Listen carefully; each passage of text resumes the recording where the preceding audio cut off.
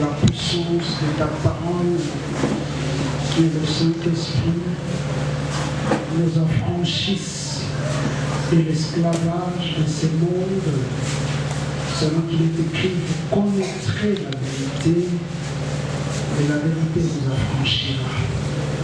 Bénis ces instants et ouvre la voie des enfants qui sont encore loin, qui sont pris ça et là, dans les bouchons et embouteillages, pour qu'ensemble nous célébrions les merveilles de ta parole.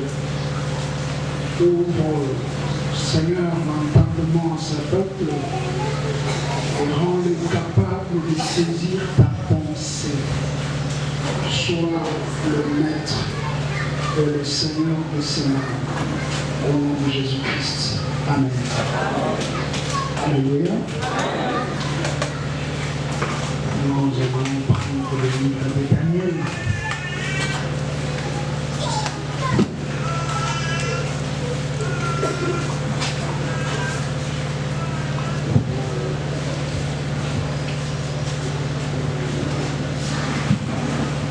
Daniel, nous prenons le chapitre 2.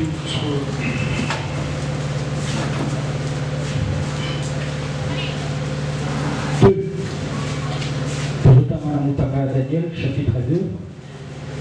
Verset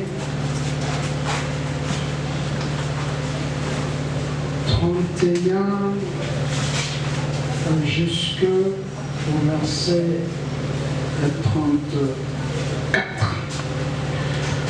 Ô roi, tu regardais et tu voyais une grande statue. Cette statue était immense et d'une splendeur extraordinaire. Elle était debout devant toi et son aspect était terrible. La tête de cette statue était en or pur. Sa poitrine et ses bras étaient d'argent. Son ventre et ses cuisses étaient des reins. Ses jambes de fer. Ses pieds en partie de fer et en partie d'argile. Tu regardais lorsqu'une pierre se détacha sans le secours d'aucune main, frappa les pieds de fer et d'argile de la statue et les mit en pièces. Amen. Amen. Nous lisons encore le verset 37, 38 et 39. Ô roi, tu es le roi des rois, car le Dieu des cieux t'a donné l'empire, la puissance, la force et la gloire. Il a remis entre tes mains en quelques lieux qu'ils habitent les enfants des hommes, les bêtes des champs et les oiseaux du ciel. Et il t'a fait dominer sur eux tous. C'est toi qui es la tête d'homme. Après toi, il se lèvera un autre royaume moindre que le tien. Puis un troisième royaume qui sera des reins et qui dominera sur toute la terre. Après toi, il se lèvera un autre royaume, moindre que le tien. Puis un troisième royaume qui sera des reins et qui dominera sur toute la terre. Parole du Seigneur. On acclame la parole du Seigneur et on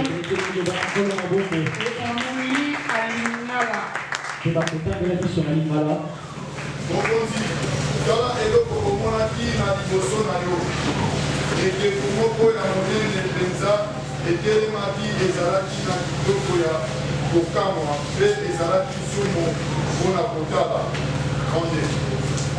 Motuna yango ezalaki ya or ya kitoko tolo na maboko na yango ezalaki ya argent likulu na mitende na yango ezalaki ya bronze 33 makolo na yango ezalaki ya bibende mpe se ya makolo na yango ezalaki ndambo ya bibende mpe ndambo ya mabele ya bikeko 34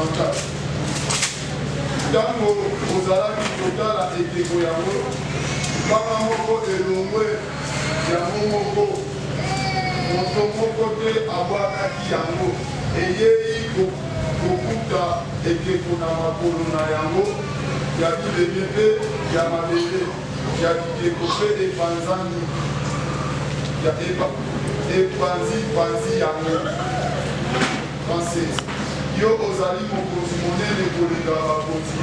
Bien-aimés, nous sommes dans la joie ce soir de pouvoir nous retrouver encore dans la maison de Dieu. Est-ce que vous aussi vous êtes dans la joie? Que Dieu vous bénisse. Nous sommes en train de parler du chef de Javon. Nous sommes en train de les démystifier. Les démystifier, les dévoiler. Et nous voulons que tout le monde comprenne qui est le chef de Javon par rapport à sa vie, par rapport à ton héritage. Tout est parti de la prière de Daniel en Daniel chapitre 10. Daniel a prié au chapitre 10 parce qu'il avait lu dans le livre du prophète Jérémie qu'il ne devait faire que 70 ans, 70 ans à Babylone, puis retourner à Jérusalem. Daniel a dit qu'il a Jérémie, mais il a calculé et il s'est rendu compte qu'ils ont fait plus de 70 ans. C'est alors qu'il a commencé à prier pour demander à Dieu comment est-ce qu'ils pouvaient continuer à vivre loin de leur pays.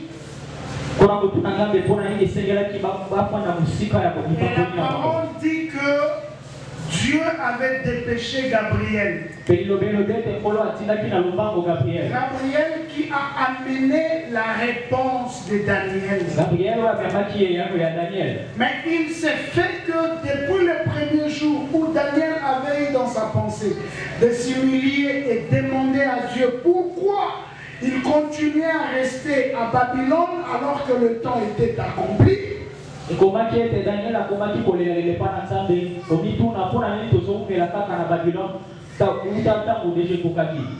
le premier jour où il avait eu la pensée de prier, Dieu lui avait déjà répondu en lui envoyant la réponse par l'ange Gabriel. Mais il s'est fait que Gabriel, qui aussi est un archange, n'est pas parvenu de sitôt à arriver chez Daniel. Et cela a pris beaucoup de temps. Mais Daniel n'a pas arrêté de prier. Il a continué de prier jusqu'au 21e jour. Et alors, Gabriel va venir. Gabriel est arrivé. Et Gabriel commence à expliquer à Daniel la raison du retard de l'exaucement. Pourquoi la prière n'avait pas produit sitôt le fruit? Parce que nous aussi, nous arrive de prier, mais on ne voit pas tout de suite la réponse à la prière. Et nous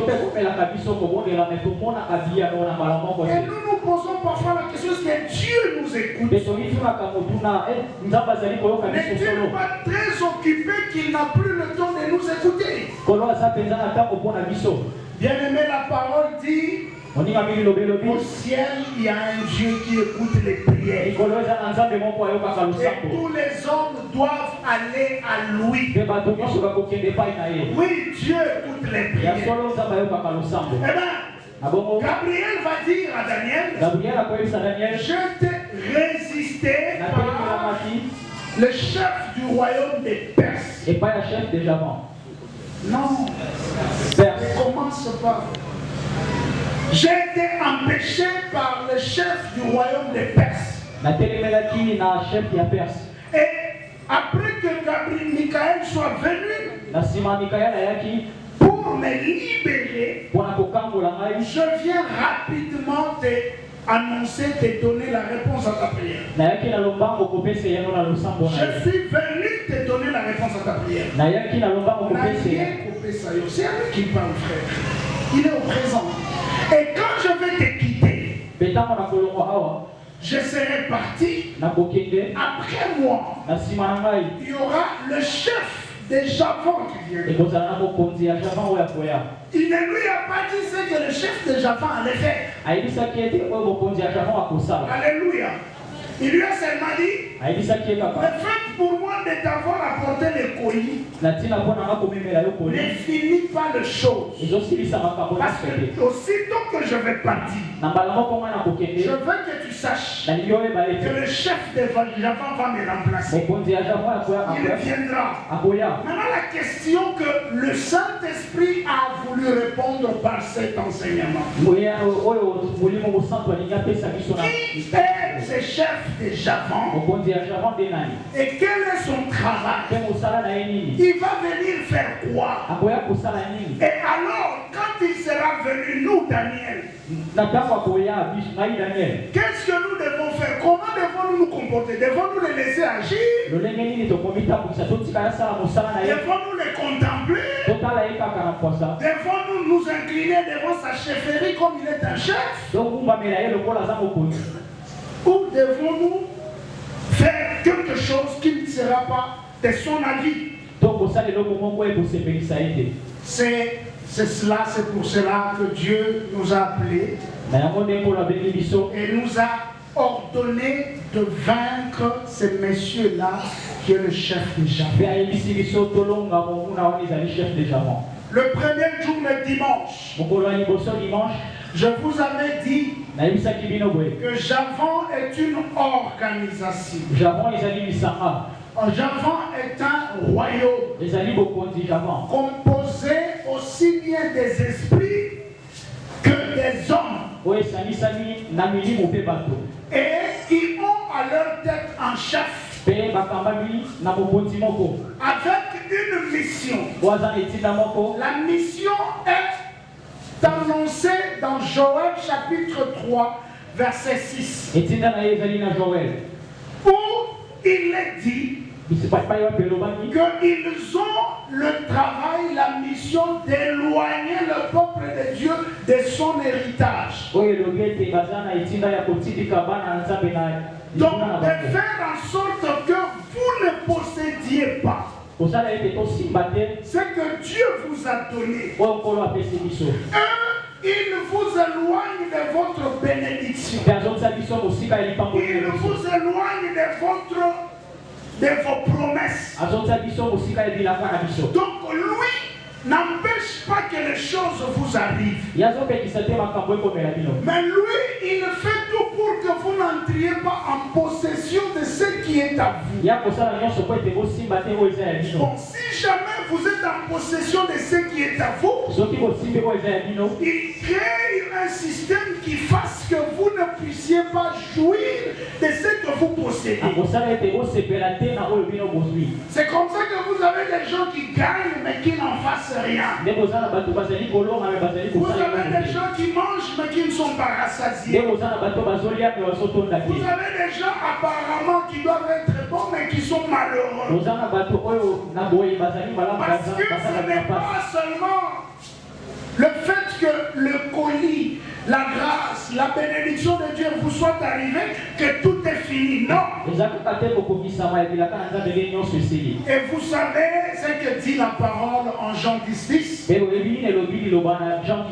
voleur, d'abord on l'appelait voleur. Voleur ne vient que pour dérober, dégorger et détruire. Donc quand parce qu'il est voleur, il va venir. Quand les voleurs nous visitent, les invitons-nous.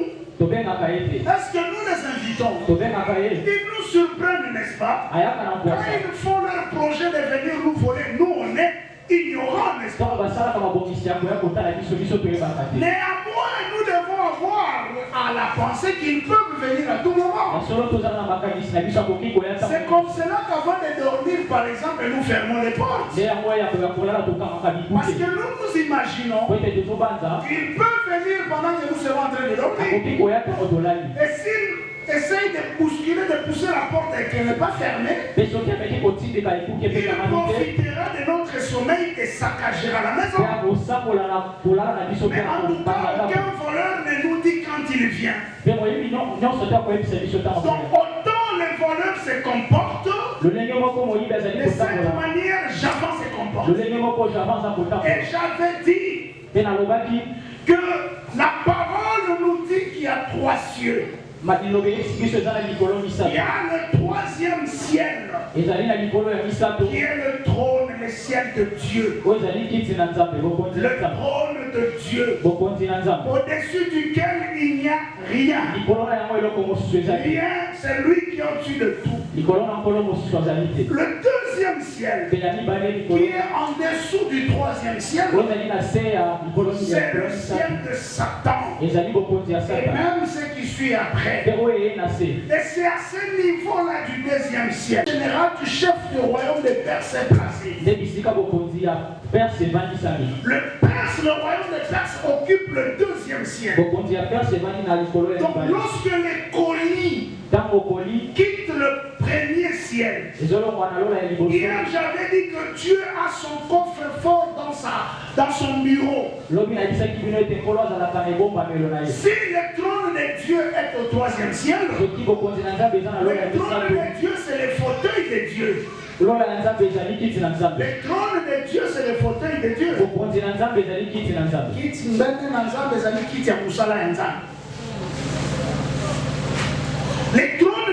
c'est le fauteuil de Dieu. Donc Dieu, pour qu'on travaille, qu'on s'assoit sur un fauteuil, n'est-ce pas? Les fauteuils, non, quand on travaille, n'importe quel travail, pas un polo. N'importe quel travail, on est assis au bureau. Nous sommes assis au bureau. Nous avons un siège, n'est-ce pas? Oui, alors le trône de Dieu est dans le bureau de Dieu. Et le bureau de Dieu, c'est le 3e ciel. Et nous avons dit, comme on peut avoir un coffre-fort dans son bureau, Dieu a son grenier dans son bureau pour nous. Lorsque nous lui demandons quelque chose, hier nous l'avons dit, comme il est notre papa, quand nous l'appelons papa, son amour de papa les pousse à aller ouvrir le coffre-fort, le grenier, pour nous donner ce dont nous avons besoin. Il a emmagasiné dans son grenier. Alors il va appeler Gabriel, qui est le facteur, celui qui vient déposer. Il lui dit, prends ceci, amène ça à Christian. Gabriel, le facteur, quitte le bureau de Dieu, qui est le 3e ciel. Vous êtes sur la terre. Alléluia. Vous êtes sur la terre. Pour qu'il quitte le 3e ciel et qu'il arrive sur la terre, il a des places à traverser. Il a des cieux à traverser. Et le 1er ciel après le trône de Dieu, qui est le 2e ciel, c'est là où le diable a établi son quartier général. Et dans le livre de Daniel, prophétiquement, on l'a appelé royaume de Perse. Lui, le diable, le chef du royaume de Perse.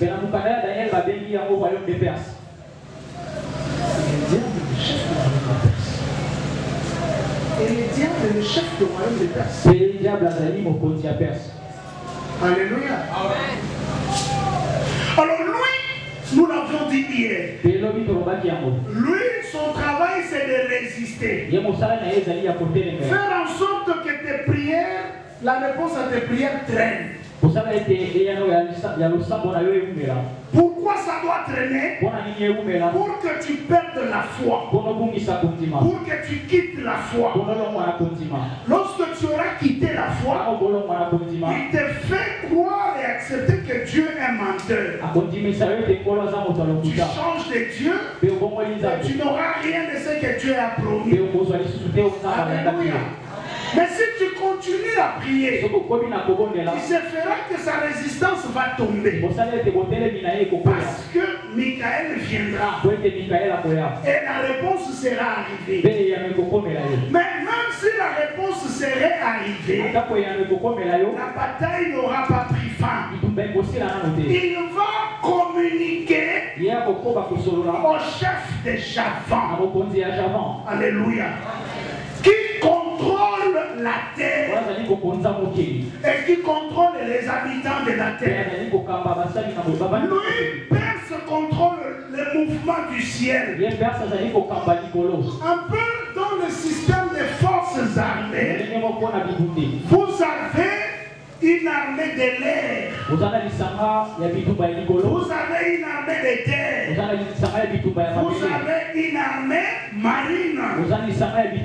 Dans un état, c'est comme ça. Lorsque l'attaque vient par mer, vous envoyez les marines. Lorsque l'attaque vient par les airs, vous envoyez l'armée de l'air. Et lorsque l'attaque est terrestre, vous envoyez l'armée de terre. Donc, Perse est l'armée satanique de l'air.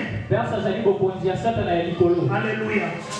Avec mission de rendre inaccessible, n'est-ce pas, la visitation du Seigneur sur la terre. Que cela ne vous soit pas parvenu facilement. Mais s'il arrive que vous êtes en mesure de déjouer l'armée de l'air, qui est le chef du royaume, qui est le royaume des Perses, ne vous dites pas que tout est fini. Lui, il a une armée de terre. Cette armée de terre est prophétiquement codifiée par les mots Javan. Amen. Et j'avais dit que Javan était un nom de code. Est-ce qu'on se comprend? Maintenant, nous sommes allés chercher la statue de Nebuchadnezzar pour expliquer comment il agit. Alléluia. Alléluia. Parce que j'avais dit que Javan n'est pas fort. Javan est riseux. Risé. Il est séditieux. Donc, il utilise la ruse. Lui, il vous amène à quitter votre héritage. Alléluia. Javan est comme une prostituée qui veut mettre mal à l'aise une femme mariée, qui appelle le mari d'autrui au moment où elle sait que le mari doit être avec sa femme, qui fait des appels vidéo, qui envoie des messages dans le but de rendre furieuse la femme de la maison et que celle-ci prie les bagages et parte. La réalité, son problème, c'est que cette femme-là, celle qui est à la maison, doit quitter la maison. Et vous qui êtes femme mariée là, ah, vous savez, moi je ne regarde pas le théâtre. Je ne regarde pas le théâtre. Mais il y a des séquences parfois qui sont publiées sur les réseaux sociaux. Des séquences, juste de petites séquences comme ça. Et il arrive, comme les réseaux sociaux sont accessibles à tous, on tombe sur certaines séquences jour, j'ai vu une vidéo d'une actrice qu'on appelle Maman Kalunga.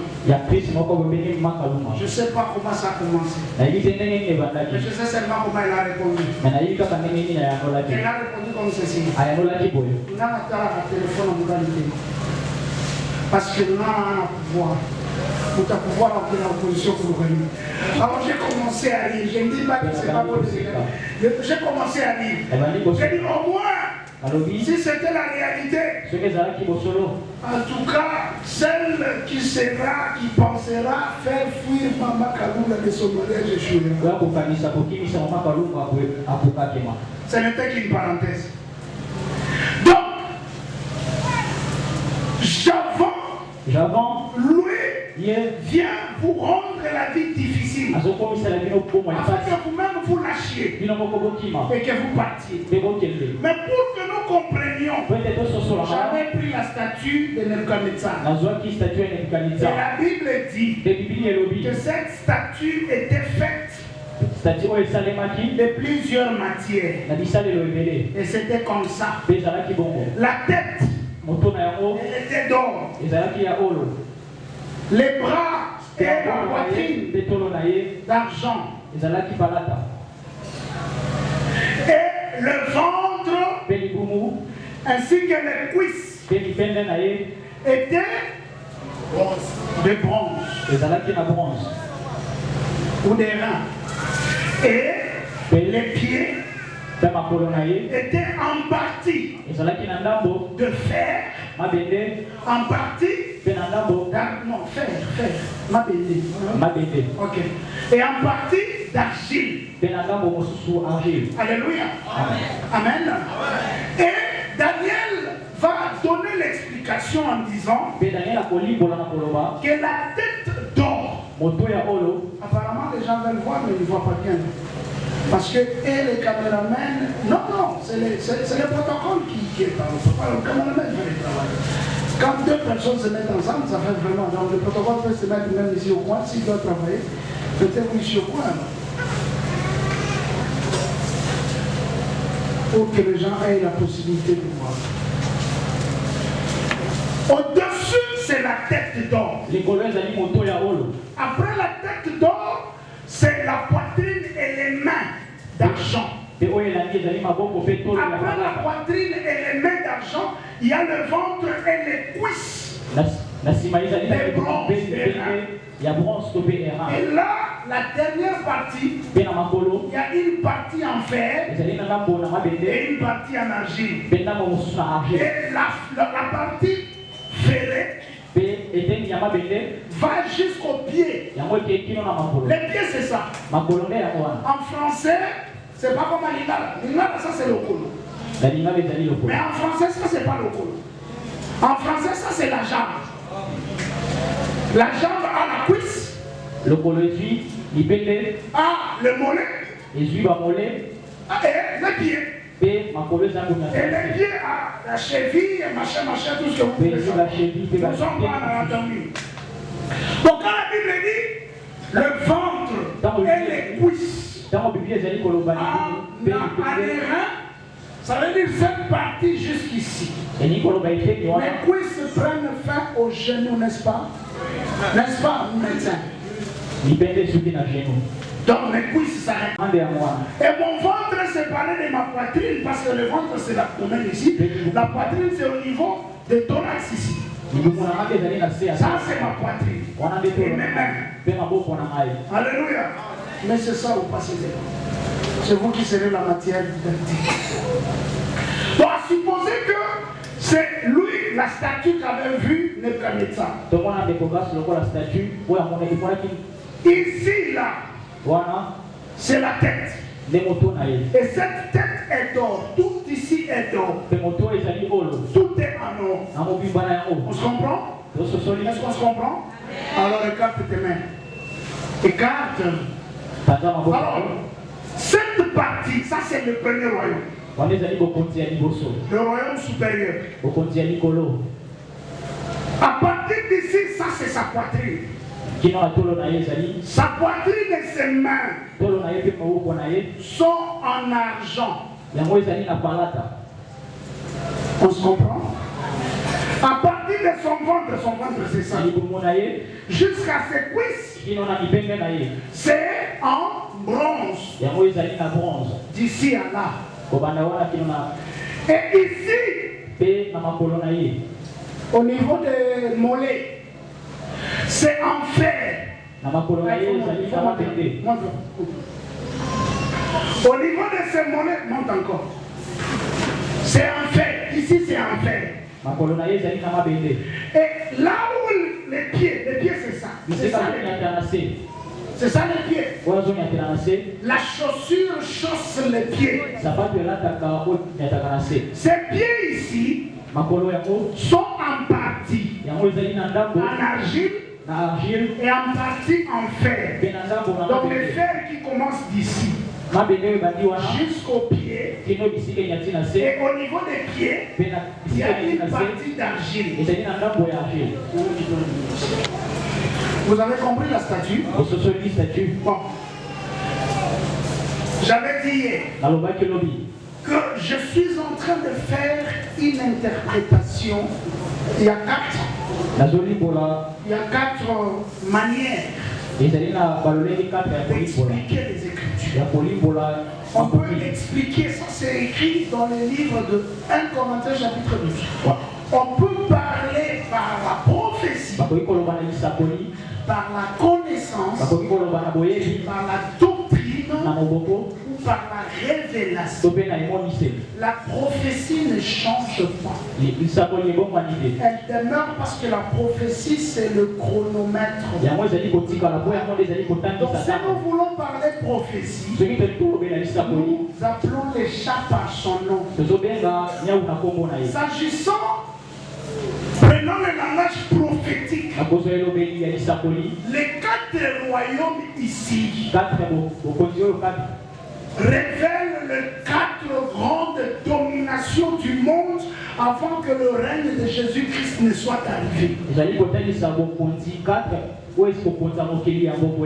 Et ces 4 royaumes étaient le royaume, l'empire babylonien. Après l'empire babylonien, c'était l'empire des Mèdes et des Perses. Après les Mèdes et les Perses, c'était le grec. Ceux qui ont fait des études, alors des bonnes, savent que la civilisation que nous vivons aujourd'hui a pour fondement la Grèce. Même la politique que nous avons aujourd'hui, c'est la Grèce.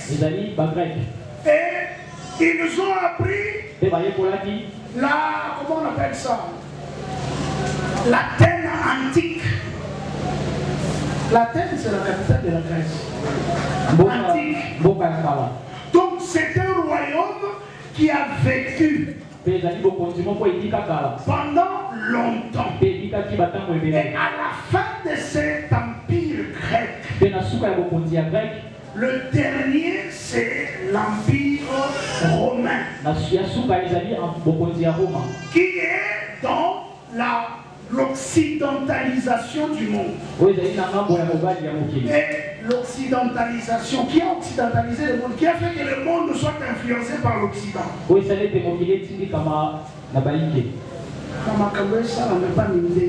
L'Occident c'est chez les Blancs, non? Alors, maintenant,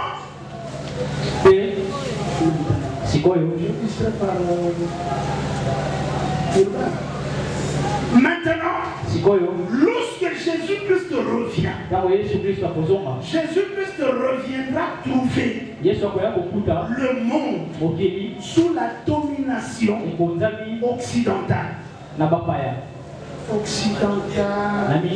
Ça, on va prendre le micro. On applaudit le Seigneur.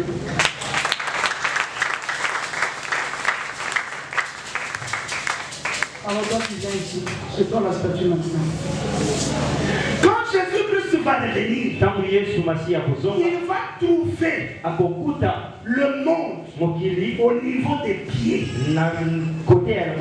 C'est-à-dire le royaume l'Empire romain, bokonzi ya Roma avec l'occidentalisation du monde, nakozala ya bamindele les Babyloniens babylona sont tombés. bango bakwei Les Mèdes et les Perses bamede na baperse sont également tombés. bango mpe bakwei Les Grecs, la Grèce bagrek na bagrèce est déjà tombée. bango bakwei ya La dernière partie, oyo etikali ya suka c'est le royaume occidental avec comme le grand chef Rome. ezali mokonzi ya mindele na mokonzi ya Ça va monene vous Rome. étonner de penser que c'est pas Rome qui dirige. elokamwisa bino komona ete Rome te eza Je vous kokamba dis, souvenez-vous quand j'avais parlé, je sais pas, de l'Apocalypse 105, une chose comme ça, nakoyebisa je bino vous avais kokanisa dit nayebisaki bino boye que ete il y aura deux mouvements. ekozala na Le etindika mibale premier mouvement, etindika ya liboso c'est le mouvement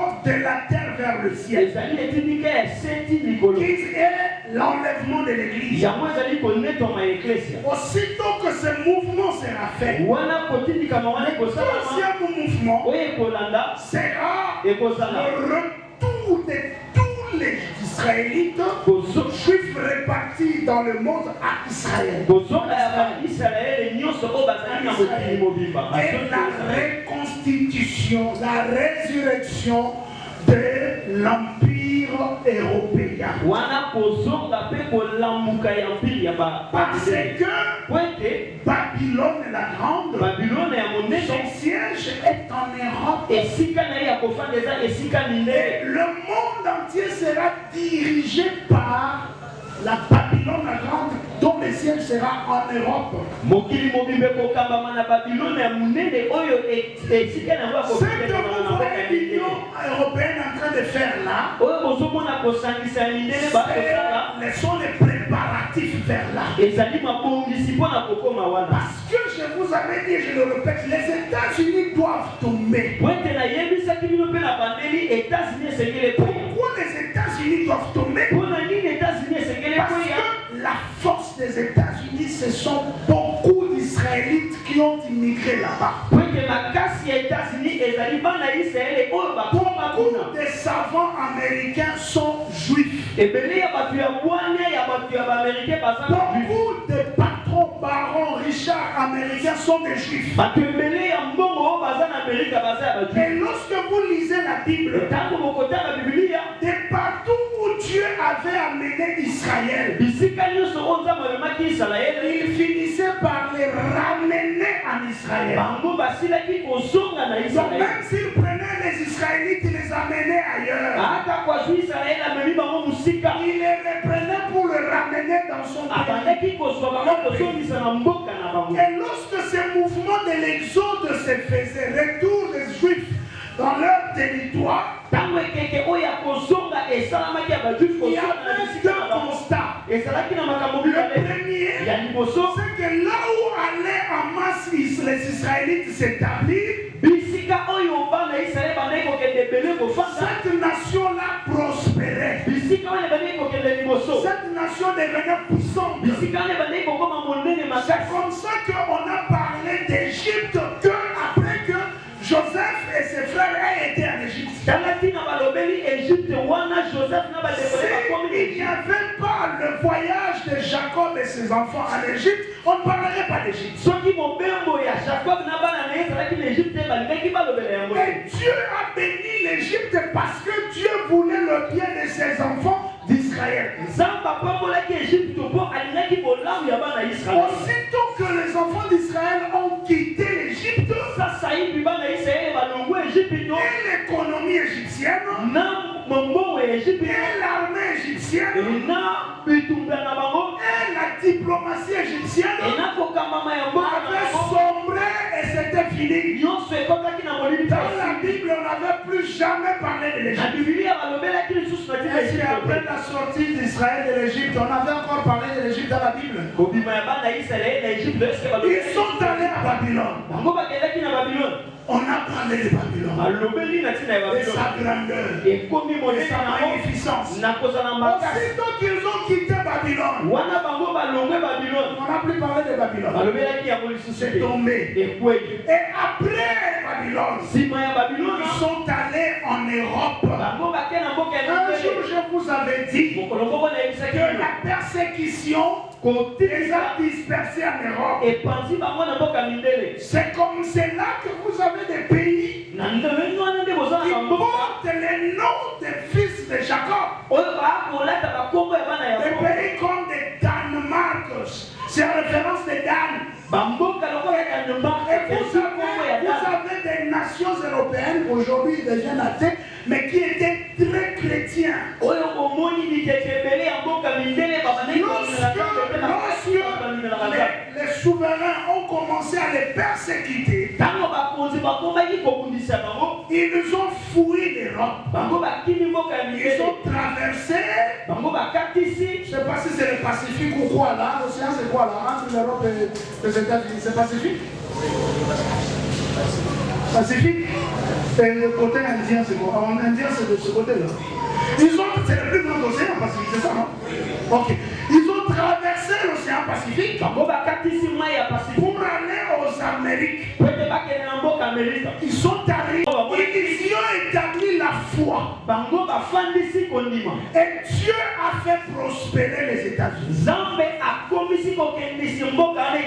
Parce que là, le pays a reçu en hospitalité les fils de Jacob. Les jours où Jésus-Christ devra retourner sur terre, il devra poser ses pieds à Jérusalem. Disons-le clairement, sur le mont des Oliviers qui est en face de Jérusalem. Et il ne pourra pas rentrer en Israël. Il ne va pas rentrer pour régner pendant 1000 ans. Pendant 1000 ans, tout le monde, tout l'univers. Si tous les Juifs ne sont pas rentrés en Israël, pour que vous compreniez ce que je suis en train de dire, vous devez lire la vie de Joseph. Pour que Joseph se révéla à ses frères, il a fallu que Benjamin, qui était resté dans la maison de son père,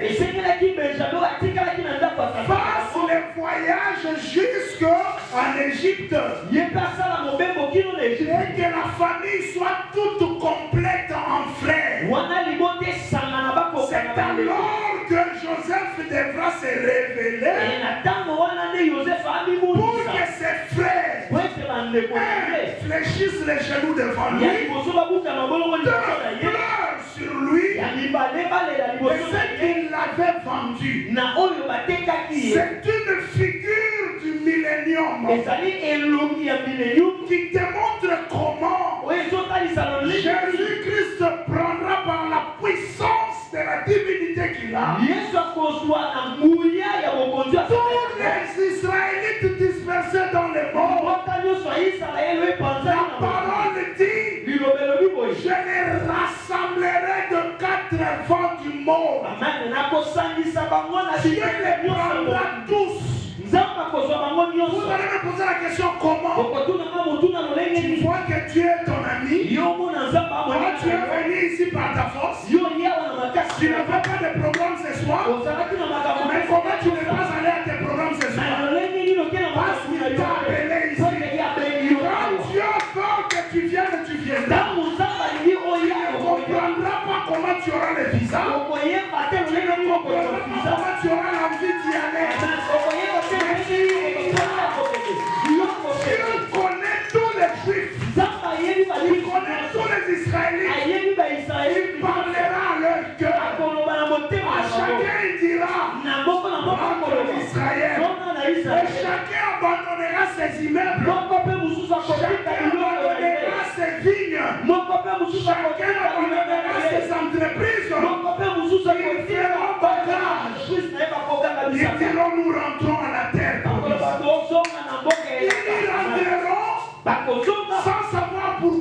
Mais ils rentreront pour que la prophétie s'accomplisse. Amen. Afin qu'aucun frère de Joseph soit à l'écart de sa manifestation. Il faut qu'avant que Joseph ne se révèle, tous ses frères soient réunis. Alors, il leur dira, c'est moi votre frère que vous avez vendu. Alors ils pleureront. Après qu'ils auront pleuré, il les embrassera. Il essuiera les larmes de leurs yeux. Il leur donnera les meilleures portions du pays. C'est ce que Jésus-Christ va faire à Israël. Quand il va rentrer, après que nous aurons fini de fêter pendant 7 ans dans le ciel,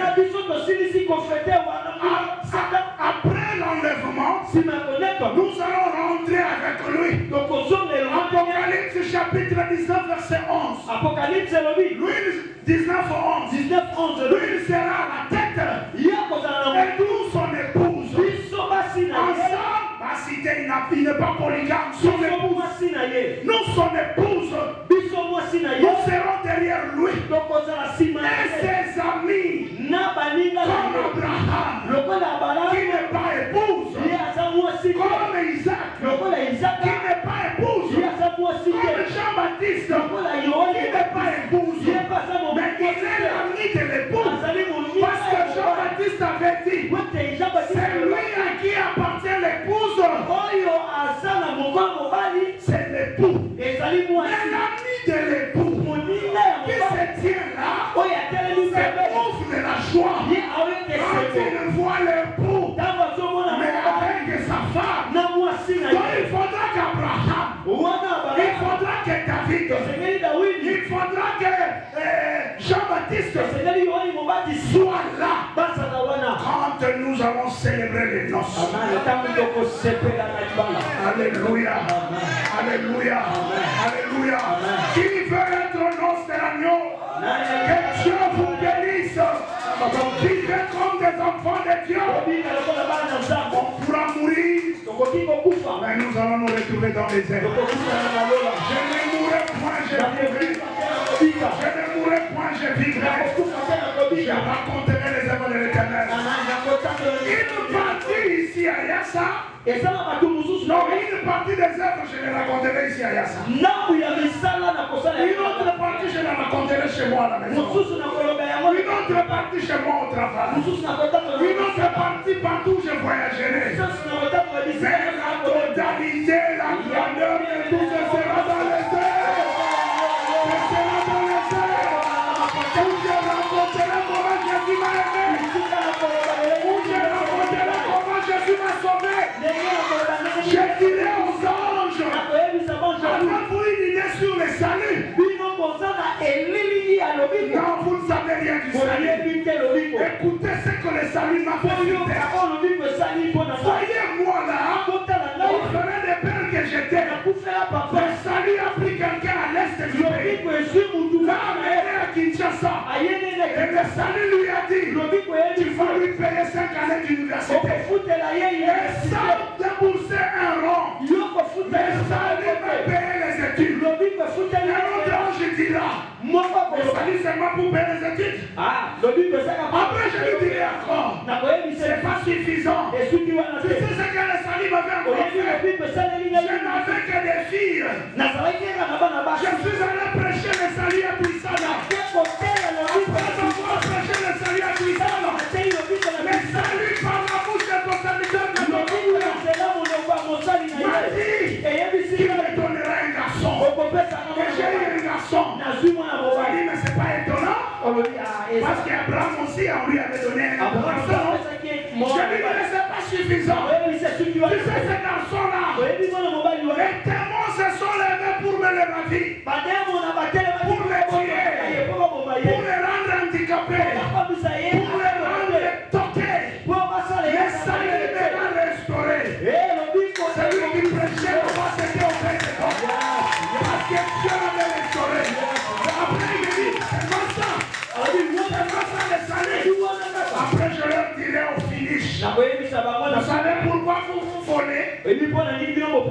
parce que vous avez des ailes. Moi, je suis arrivé à parler avec vous ici au ciel. Je n'ai pas d'aile. Je n'ai pas d'aile. Le salut m'a donné des ailes pour vous. Le salut m'a donné des ailes pour vous. Vous pensez que le salut est fort. Comme je vous ai dit ici sur terre, on va seulement raconter des petites choses. Les grandeurs, nous les dirons là-bas. Si avec moi je vivrai, je ne mourrai point. Je vivrai, je ne mourrai point. Je vivrai, je ne mourrai point. Je raconterai les œuvres de l'Éternel. Alléluia. Alléluia. Alléluia. On comprend le Seigneur pour les tout l'enlever.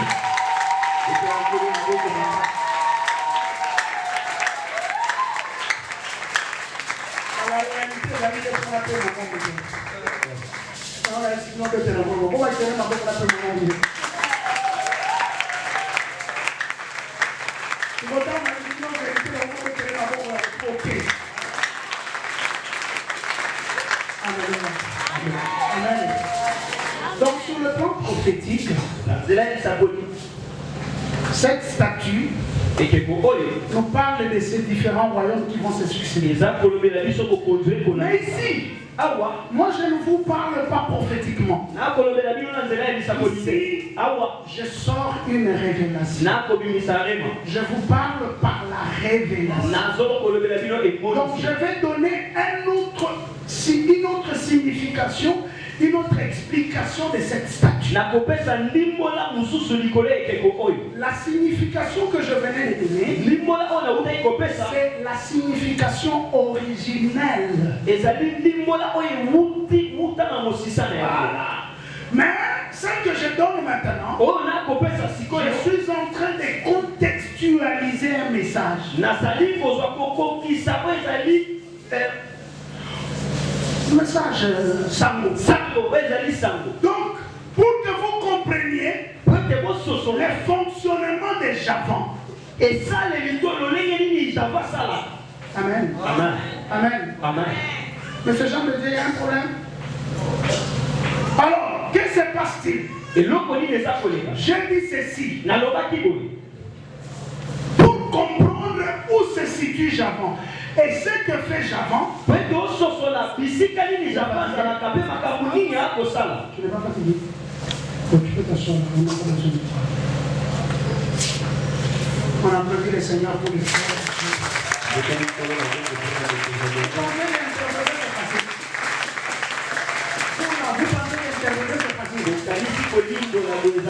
Celui qui pense que c'est facile qu'il fasse des vents. Il interprète déjà bien. Quand il perd l'attention, il y a des mots qui interprètent très bien. Et puis ne vous en faites pas pour le frère Gédéon. Je l'ai dit hier quand on a fini l'équipe. Je ne sais pas, beaucoup de gens n'arrivent pas à l'interpréter. Ça, je vous dis. Ma femme a été avec moi, je cherche des pasteurs qui avaient des difficultés. Moi, c'est un live, parce que son interprète là, une maman qui intervenait, avait des difficultés. J'avais même réclamé qu'on me la change. Donc, je ne sais pas, mais peut-être je parle rapidement. Ouais. Mais il faut jouer comme les Allemands. Les Anglais.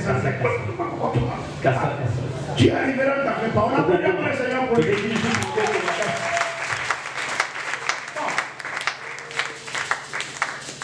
Pour contextualiser le message, on avait dit que Dieu était au 3e ciel, n'est-ce pas? Frère, je vais en venir. Alors les parties de la statue sont là. La tête, et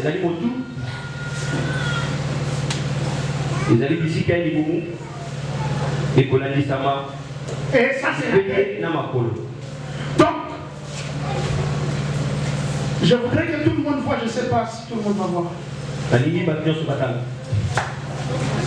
Est-ce que tu as tout le monde? Passez comme ça, vous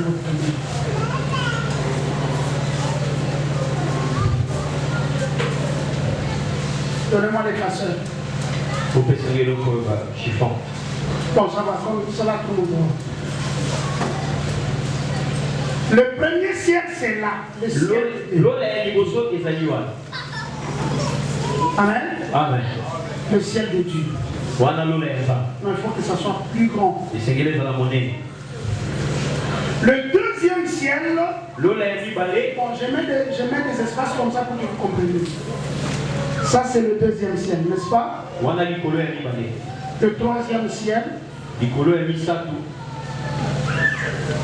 n'est-ce pas? Et ici, c'est quoi? Ici, c'est quoi? La terre. Il y a les hommes, n'est-ce pas? C'est-à-dire la terre.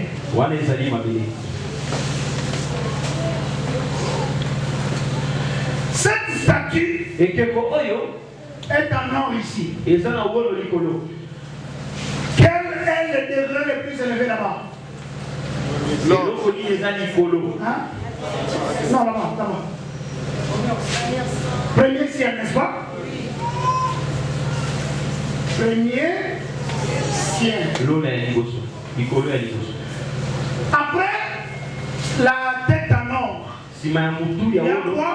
La poitrine et les mains en argent. C'est par rapport à quoi? Deuxième ciel. Je suis content quand vous comprenez. La troisième partie, c'est cette partie du ventre jusqu'aux cuisses. Qui est fait de quelle matière? La bronze. Bronze. Ça se rapporte à 15e siècle, au 15e siècle? Troisième ciel. Et voyez ce qui se passe. Après le bronze, il y a quelle matière? La terre. Il y a quelle matière? Le fer. Le fer. Le fer qui commence là, jusqu'où? Jusqu'au pied, n'est-ce pas? Donc le fer, c'est l'espace qui est ici et qui touche la terre. Parce que les pieds touchent quoi? Alléluia. Amen. Est-ce que vous pouvez acclamer le Seigneur? Est-ce que le Seigneur va vous révéler? Et vous allez comprendre quand la Bible dit de prier pour les autorités, vous allez comprendre ça aujourd'hui. Alléluia. Amen. Donc, les façons. Ça. Nous avons voulu par révélation comprendre que la tête d'or ici, elle est comparable au règne de Dieu, au trône de Dieu, au ciel de Dieu. Je dis bien par révélation. Par prophétie, j'ai déjà expliqué. C'est comparable au trône de Dieu. Et hier j'ai dit que l'apôtre Jean a vu que la place de la ville était tout en or. Oui ou non? Tout de la ville céleste, elle était tout en or, n'est-ce pas? Amen. Donc ça, c'est le trône de Dieu. Où il règne et il domine, il décide de tout. Est-ce qu'on se comprend? Amen. Après la tête d'or, on a les bras et le thorax, la poitrine d'argent. Qui est comparable au deuxième. Le deuxième ciel, c'est le trône de qui? Roi des Perses ou Satan, celui qui, le prince de l'air, celui qui contrôle, celui qui voudrait être l'intermédiaire entre Dieu et nous, mais dans le mal. Est-ce qu'on se comprend? Amen. S'il vous plaît, ne soyez pas distrait. Je suis en train de citer. Je suis en train de jeter pour comprendre. Dans cette statue, après l'argent, nous avons le ventre et les cuisses, n'est-ce pas? Amen. En quoi? En quelle matière? En bronze. Qui s'apparente au 40e ciel? Donc, 3e ciel en descendant. En descendant. Parce que le 3e Dieu est au 3e ciel, ça dit en montant. En montant, Dieu est au 3e ciel. Mais parce qu'on dit que le collier est venu du ciel, on est en train de descendre. Donc, en descendant, c'est le 3e. Le 3e ciel qui est comparable à quel royaume?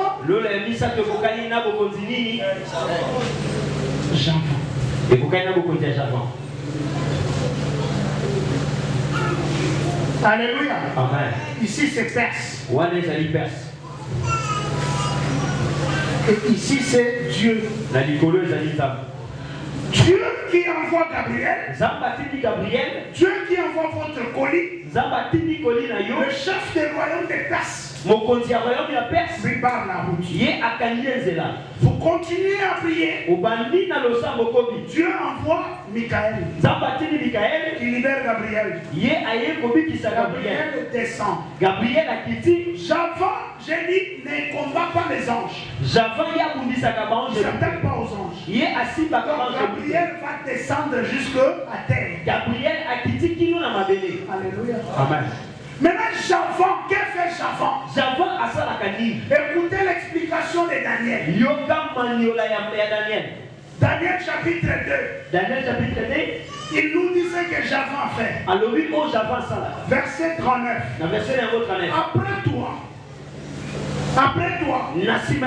Après toi, il s'élèvera un autre royaume, moindre que le tien. C'est-à-dire le deuxième royaume. Écoutez, puis un troisième royaume qui sera terrain. Et quelle est sa spécificité? Qui dominera sur. Alléluia. Amen. Donc, Perse domine les airs. S'il vous plaît, suivez. Voilà. Perse domine les airs. Javan domine la terre. C'est la Bible qui dit. Le troisième royaume, ce sera le royaume qui dominera toute la terre. Mais ne sera pas sur la terre. Néanmoins, il aura une domination sur la terre. Est-ce que vous me comprenez? Maintenant, pour que vous compreniez comment il va dominer. Voici après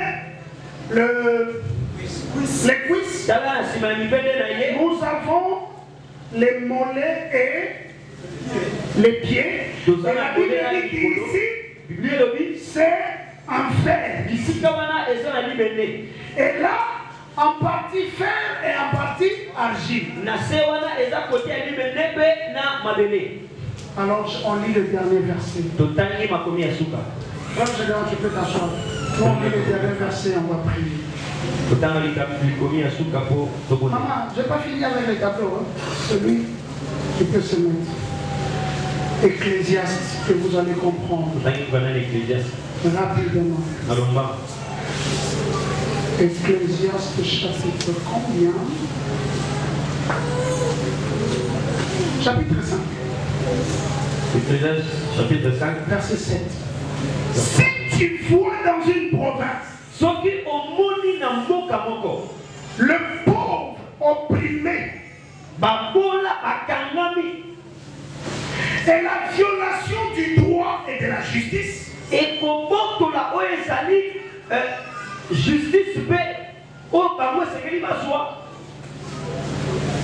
Mettons le point. Alléluia. Amen. Si tu vois dans une province On ne respecte pas les droits des gens. On maltraite les gens. Les gens vivent dans Makamonko. Quand tu vois dans une province les routes comme 24 ici sur Petit Pont, où on passait un peu bien là, ils sont venus nous jeter des moellons pour qu'on passe même plus bien. Et ils sont venus, ils ont jeté, ils sont partis, ils sont tranquilles. Hein? Quand tu vois des choses comme ça, c'est ça qui est la parole.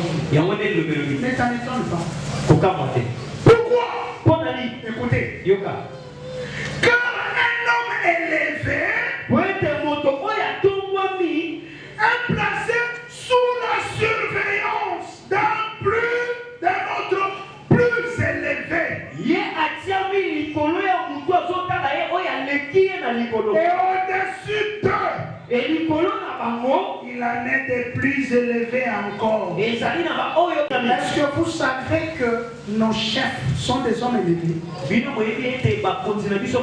que vous savez que ceux qui décident sur votre salaire sont des hommes élevés? Est-ce que vous savez que le médecin qui décide de votre opération est un homme élevé par rapport à votre maladie? Est-ce que vous savez que votre enseignant, votre professeur est un homme élevé par rapport à vous? Alors la Bible dit, si tu trouves dans une province que celui qui devait trouver justice est maltraité, on le maltraite et rien ne change, sache seulement que celui qui devait lui faire justice, qui a été élevé pour lui faire justice, se trouve sous la surveillance. Celui qui surveille est au-dessus. Déjà dans le mot surveiller, il y a sur ça au-dessus. Veiller, c'est comme ça, nous veillons comme ça.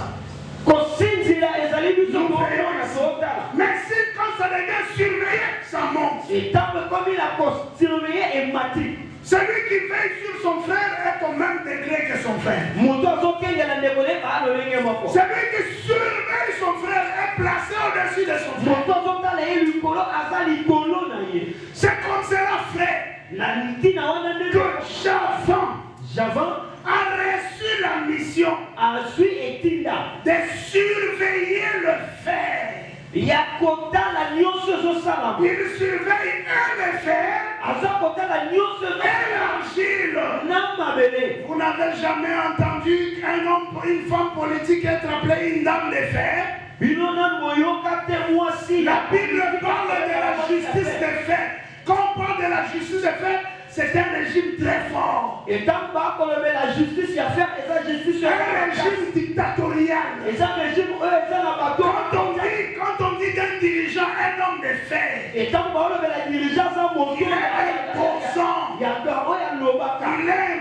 À la limite tyrannique. Alléluia. C'est comme ça que vous voyez que nous avons des chefs. Nous avons des autorités. Nous avons des présidents qui une fois au poste prennent une autre attitude, un autre cœur. Celui qui nous faisait des bonnes promesses pendant la campagne, une fois en fonction, on ne comprend plus.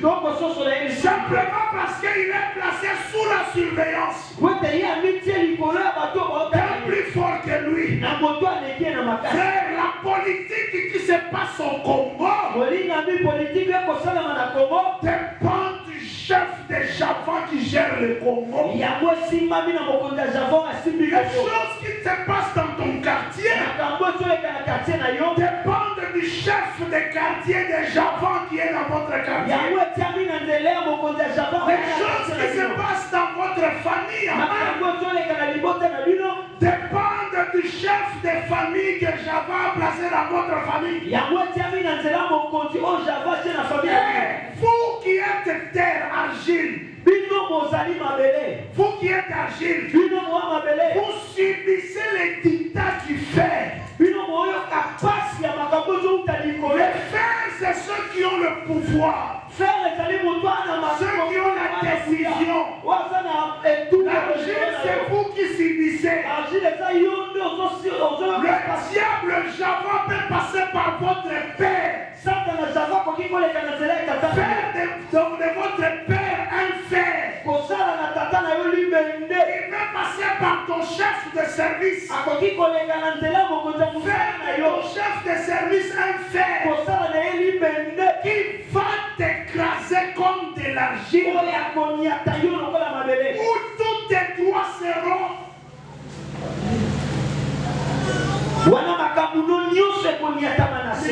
violés. Et tu n'auras personne à qui poser les problèmes. Vous êtes déjà trouvé dans une situation ou en difficulté vis-à-vis d'une autorité. Tu vas voir une autre autorité. Tu poses les problèmes espérant trouver une solution. Il te regarde comme s'il n'avait rien entendu. Alors que toi dans ta tête, tu sais que celui à qui tu as parlé là est supérieur à celui qui a pris la décision. Mais en dépit du fait que tu lui aies fait le rapport, c'est comme s'il n'a rien entendu. Tu perds, on te ravit une parcelle au premier degré au tribunal. Tu vas voir le juge en appel. Tu lui en appelles. Au second degré. Tu lui apportes toutes les preuves. Que c'est ta parcelle. Il t'ignore comme si tu n'avais rien dit. Et tu sors de la salle d'audience. Tu te dis, la justice est amoureux.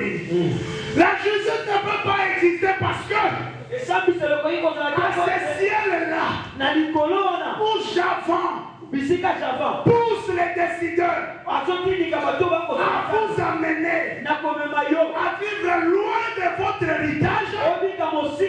Mettront des bâtons dans le roue. Voilà pourquoi, frère, on va prier. Lorsque tu es en difficulté au travail, ne t'en veux pas au chef qui te crée des difficultés. Lui, il subit l'oppression des gens.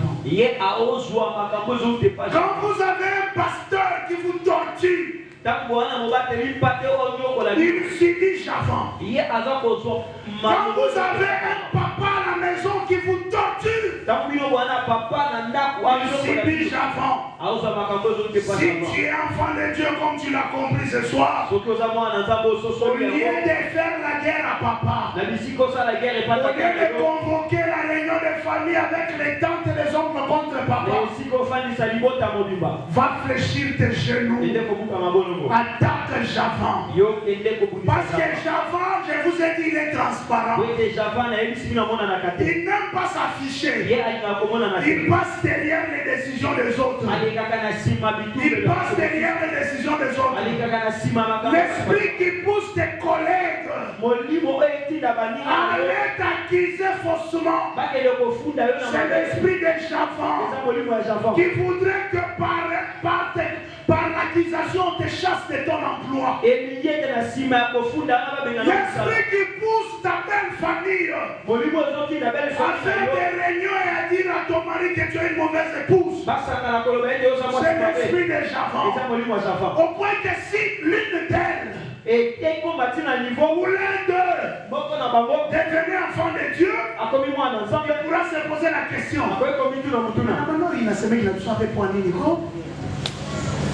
Simplement parce qu'il était sous la surveillance d'un homme plus fort que lui. Quand quelqu'un te doit de l'argent, il est dit à l'homme qui devait épouser maman Rachel. Il fait de l'homme qui devait épouser maman Rachel un fer. Il lui donne un cœur de fer. Frère, l'amour est tout. C'est pas normal qu'un homme arrive à avoir un cœur fermé en face de la femme qu'il a aimée. C'est pas possible. Amen. L'amour écrase. Mais quand tu vois quelqu'un dire je vais au divorce, on a pris son cœur de chair, on lui a donné un cœur de fer. Tout ce qu'on dit ça passe pas. Il peut faire ça. C'est Javan. Quand tu trouves quelqu'un qui te doit de l'argent, qui a de l'argent, et qui dit la potam puissaïti à Kolemba, alors qu'il a l'argent, et même s'il te payait ton argent, il ne manquerait pas l'argent. Mais seulement son cœur s'endurcit. Ça devient fort comme ça. Même si tu lui prouves, j'ai des enfants qui sont malades, il te tourne le dos. Ce ne sont pas mes enfants. Il y a quelqu'un qui a rendu faire son cœur. Et c'est Javan. Est-ce que vous avez compris? Est-ce que vous avez compris? Vous avez compris l'incidence de Javan sur les hommes. Vous avez compris l'incidence de Javan sur les autorités. Vous avez compris l'incidence de Javan sur les décideurs. Sur ton professeur qui te retranche les points. Tu as compris? Alors qu'il sait que tu dois réussir. Mais parce qu'il a demandé de voir ta nullité. Et tu as refusé. Il dit on verra. Je lui ferai subir que c'est moi le professeur. Et comme une blague, il envoie un échec. Ou carrément un vide. Tu fais un recours, il s'en fout. Alors qu'il voit que tu dois réussir. Il ferme les cœurs. C'est parce qu'il y a une puissance au-dessus de nous. J'étais une année au jury. Il y a un professeur qui était influent. Il continue encore à être influent. Il a toujours été dans le cercle des présidents de la République. Même du temps de Joseph, il était là. Et ce que je dis, c'est du temps de Joseph. Il avait donné une interrogation dispensatoire. Et il y a des gens qui avaient reçu à cette interrogation. Et Dieu avait voulu qu'il affiche le résultat. Et les étudiants sont prudents. Il y a une demoiselle qui avait capturé le résultat. Après l'affichage, le bruit et tout, ça disparaît. Et il a fait la cour à la demoiselle.